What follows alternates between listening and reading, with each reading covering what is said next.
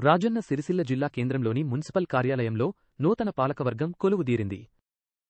మున్సిపాలిటీలోని మొత్తం 39 వార్డులకు ఎన్నికైన కౌన్సిలర్లు సోమవారం ప్రమాణ స్వీకారం చేశారు. ఇందులో అత్యధికంగా 27 స్థానాలను కైవసం చేసుకున్న బీఆర్ఎస్ అభ్యర్థులు భారీ ర్యాలీగా కార్యాలయానికి చేరుకున్నారు. ఆర్డీఓ వెంకటేశ్వర్లు వారందరితో పదవీ ప్రమాణం చేయించారు. పట్టణ సమగ్ర అభివృద్ధికి శక్తివంచన లేకుండా కృషి చేస్తామని కౌన్సిలర్లు ఈ సందర్భంగా ప్రతిజ్ఞ చేశారు.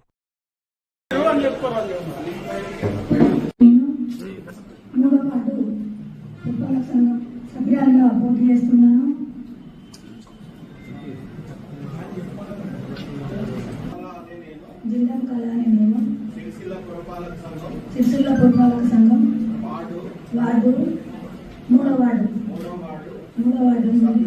సభ్యురాలుగా శాసనం ద్వారా నిర్మితమైన భారత రాజ్యాంగం పట్ల నిజమైన విశ్వాసము విధేయత చూపుతానని